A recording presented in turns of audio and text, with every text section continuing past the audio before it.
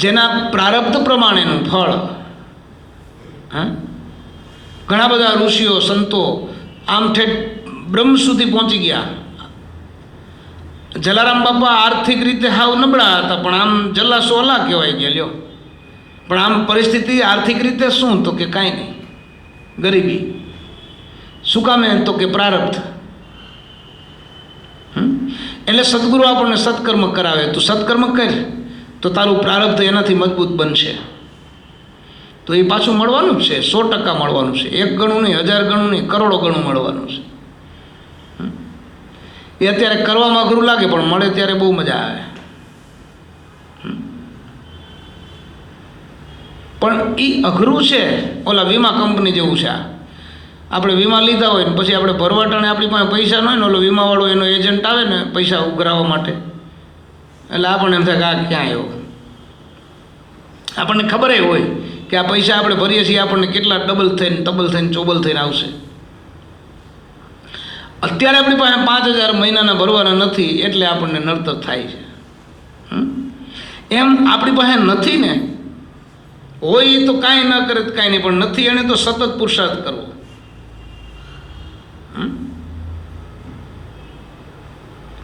એટલે આપણું કર્મનું પાસું મજબૂત બને.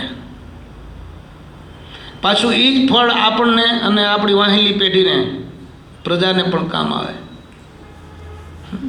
સંત છે એ આખા સમાજના છે, એ કોઈ વ્યક્તિના નથી. તો એનો જે કર્મ છે એ આખા સમાજને ફળે છે. એ ઝીણી દ્રષ્ટિવાળાને ખબર હોય.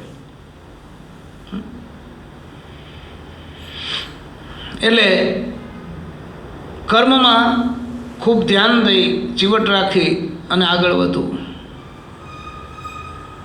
3 ગુણો છે ને, એ 3 ગુણોમાંથી સત્વગુણને પ્રધાન બનાવે અને રજોગુણને, તમોગુણને ધીમા પાડી નાખે સત્કર્મ. પછી આપણી પાસે સત્કર્મનું બળ વધતું જાય ને, પછી આપણને બધું સમજાય ખરું, બધું બળવાન બનતું જાય. બુદ્ધિ, મન, ઇન્દ્રિયો, ચિત્ત, પ્રાણ, શરીર બધું કામ કરે. માટે ખૂબ જ જાગૃત રહેવાનું. ઘણા લોકો આળસુ હોય ને એમ કે બેહીને હવે જવા દે ને, ક્યાં 2 ભવ જીવવું છે ભાઈ? 2 ભવ નહીં, અમારે ભવ જીવવું છે. ઘણા માણસ કંટાળીને એમ કહેતા હોય, આપણે સાંભળતા હોય ને બને છે દાખલા, સાંભળવાનું તો નહીં રહ્યું. ઘણી જગ્યાએ સમાજમાં નથી, આર્થિક સ્થિતિ હારું આપણે છાપા માનતા હોય, મરી ગયું ઘર આખું મરી ગયું લ્યો, અને પાછા એવું બોલે છૂટી ગયા. હવે એ કેમ ખબર છૂટી ગયા? એ ઉલટાના વૈધા, પીડાઓ વધી, બીમારીઓ વધી, દુઃખ વૈધા.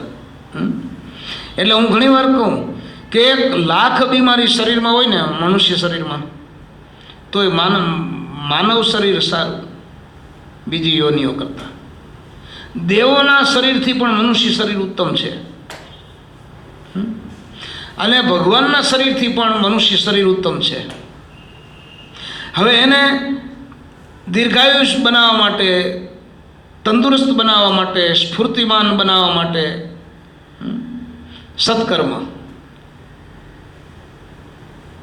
ઓટોમેટિક સમાજ તમારી સામે, તમારા પુણ્યનો પ્રભાવ જેવો હોય ને, ઓટોમેટિક આકર્ષાય માણસ. બહુ પુણ્યશાળી જીવ આત્મા હોય એને ભગવાન રૂપ જ એવું આપે કે એનું રૂપ જોઈને દુનિયા આખી નમે.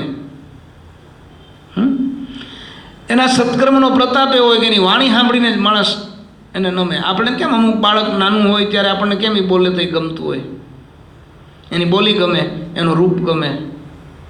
પછી તમે જે કર્મ કરવા માગતા હો ને એમાં તમે લાખો માણસને જોડી શકો, એ જોડાય, એટલે એનું પણ પાછું કમાઈ વધતી જાય. કર્મની એ તાકાત છે. એટલે સંતો શું કરે? આપણી પાસે કર્મ કરાવે, ભલે આપણને એમ લાગે પણ એ કરાવે કે નાખ ભાઈ નાખ, કાંઈક કર, પરમાર્થમાં સેવામાં કાંઈક તારું ધન સંપત્તિ વાપર. બરાબર ને? એ ધર્મનો આંબો છે ને, આંબાના મૂળમાં એ ખાતર છે, ફળ મોટા આવશે. તમે ટ્રાય કરવી, એક આંબામાં ખાતર ન નાખવું ને એકમાં નાખવું, એકમાં આવી હુકાઈ ગયેલ કેરી આવે ને એકમાં આવડી મોટી આવે. એટલે ભગવાનને પ્રાર્થના કરવી, અરજુ કરવી, સ્તુતિ કરવી, એને વિનંતી કરવી, અને એને કહેવું કે ભગવાન અમને સતત કર્મવીર બનાવજે. ભગવાને આમે કીધું, અર્જુનને એ જ કહેતા હતા કે તું કર્મ કર ને ફળની આશા મૂકી દે, એ મારે દેવાનું છે, હું તને આપીશ. આજે જ મને એક SMS સંભળાયો કે ભગવાન તો દેવા માટે ઉતાવળો થાય છે, એવું કંઈક હતું. પણ માણસ શું કરે છે તો કે ચમચી લઈને દરિયો માગવા જાય છે. ઘાટ કેવો થાય? ભગવાનને તો દેવું છે, ઉત્સુક છે દેવા માટે. માણસ ચમચી લઈને દરિયો માગે છે, મને આ ચમચીમાં દરિયો આખો આપી દો.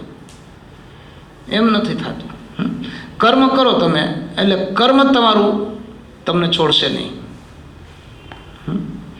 અને જેમ જેમ કર્મ વધતું જશે, જેમ કર્મ વધતું જશે, એ કર્મ જ તમારો ધર્મ બની જશે. અને એ ધર્મ જ ભક્તિ બની જશે, ને ભક્તિ એ જ જ્ઞાન બની જશે, ને જ્ઞાન એ જ મુક્તિ બની જશે. એ વસ્તુ એક જ છે, પાયો એક જ છે. એકડો કરો તોય મીંડું પહેલાં આવે, અને એકડા પછી જેટલા લખ્યા જાવ તોય મીંડા આવે એમાં. પણ એ રકમ મોટી થઈ જાય, નીકળું મીંડું આમ કરીને મૂકી દો જ ન હાલે, પણ આમ આમ જરાક લંબાવવું પડે તો એકડો થાય. એમ આપણે કર્મમાં 0 છીએ, ખાલી એટલું લંબાવવાનું છે. કેટલું લંબાવવાનું? તો હોય 10 રૂપિયા.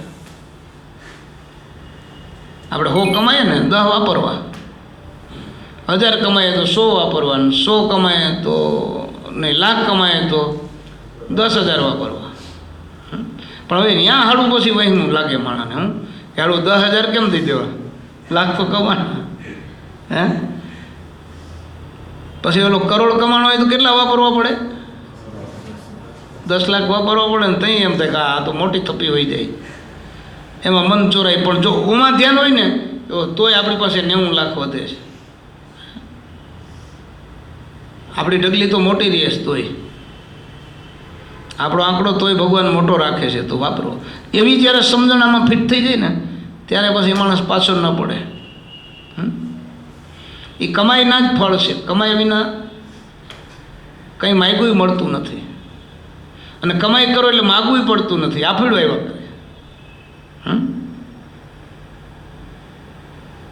હું ઘણી વાર કહું, જા કેરી 3,000 રૂપિયાનું ડઝન હોય ને કેરી ઉનાળામાં, વેચવાવાળા ન ખાઈ શકે લ્યો, ત્યારે અમુક માણસ એ કોકના આંબામાંથી ચોરીને ખાઈ આવે. તમે જોજો, અમુક માણસ એ 3,000 રૂપિયાની વેચાતી લઈને ખાય. અને અમુક માણસને ઘરે એવડી મોંઘી કેરી હોય તો સામેથી દેવા જાય કે આ લ્યો ખાઓ, સિઝનના ફળ આવ્યા છે. તો ઉત્તમ કયું?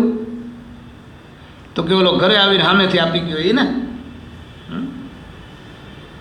તો એટલી કમાઈ વધારે, ઓલાને કમાઈ નથી, ચોરી કરવા ગયો. ચોરી કરવા ગયો એટલે કર્મ ગાંઠનું પાછું પડ્યું, ઉપર જવાને બદલે કર્મ એ પાછો એને હેઠો નાખ્યો. ત્યારે ઓલા પાસે પોતાની કમાઈ હતી, 1,000 રૂપિયા હતા, તો એ નાખી દીધા, કાલે મને કેરી આપી દે. એની પાસે એટલી કમાઈ હતી એટલે વેચાતી લઈને ખાવી પડી. ત્યારે ઓલાએ તો 1,000 રૂપિયા વાળા કરતાં વધારે કમાઈ કરી હતી, એટલે એને ઘેરે આવી ગઈ આપેલી. ઓલો માણસ આપી ગયો, ભાઈ આ કેમ? તો કે ફલાણા શેઠે મોકલી છે તમારા માટે. લ્યો, કાંઈ કરવું પડ્યું? આ કમાય.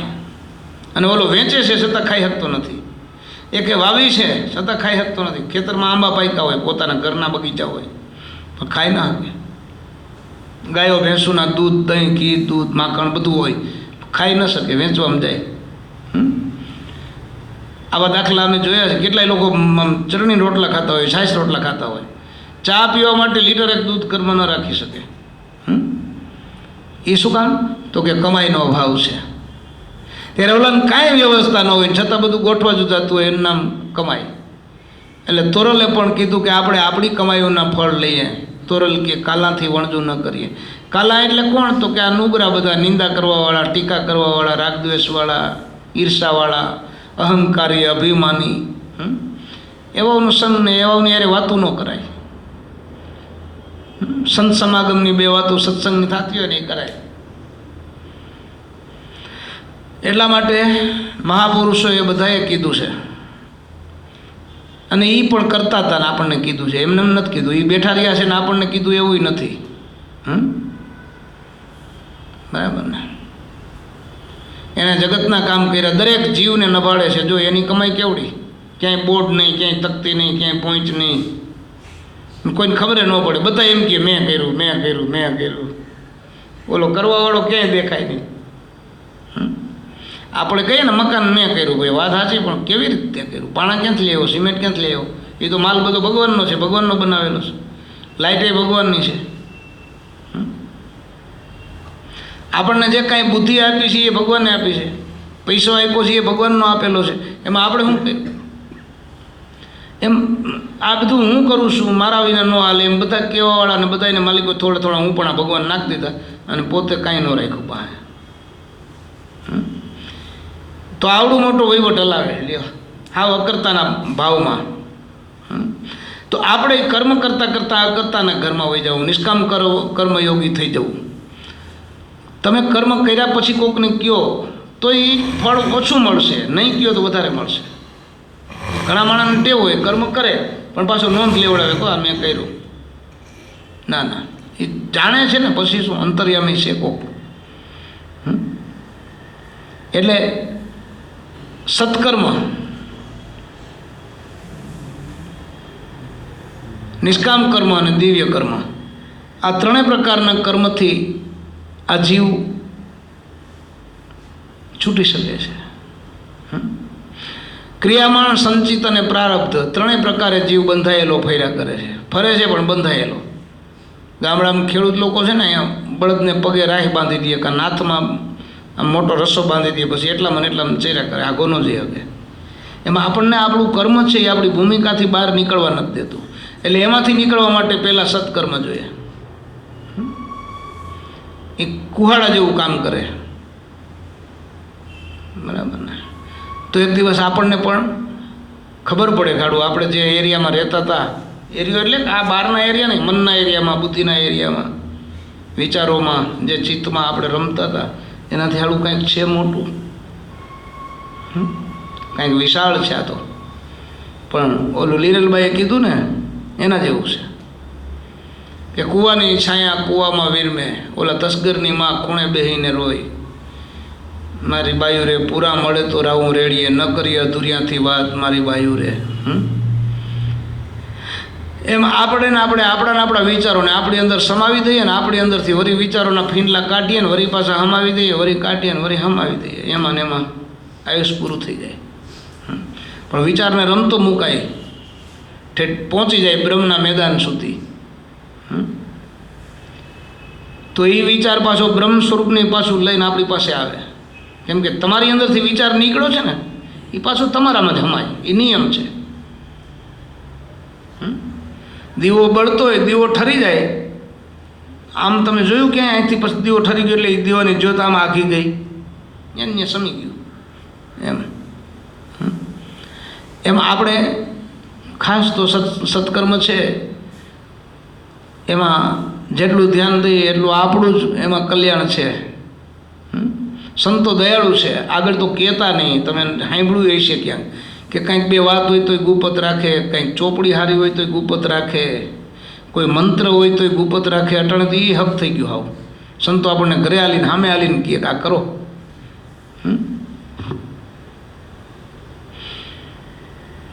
જેટલા સત્કર્મ મજબૂત થાય ને એટલા આપણાથી આવરણો બધા આઘા ભાગે. અટકણિયા, આવરણ, દુઃખ, બીમારી, ગરીબી, નિંદા, ટીકા બધું ખહતું જાય. આપણે એમ કહીએ ને આ બધા જો ભાઈ ઓલો કંઈ નથી કરતો પણ એને જોતો ખરા કેટલું ભગવાને દીધું, પણ એનું આગલા જન્મનું કમાઈ છે ને એટલે મળ્યું છે. પણ હવે અટાણે પાછું ભૂલી ગયો છે.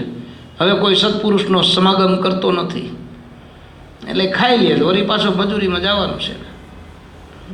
એટલે પહેલાં તો આપણે એ ભગવાન પાસે પ્રાર્થના કરવી, કોઈ કાળ કોઈ યુગમાં તમારાથી સંત સમાગમથી અમને વંચિત ન રાખતા. ચરણમાં રાખવાનું કારણ શું? તો કે ત્યાંથી આપણને શીખવાનું મળે.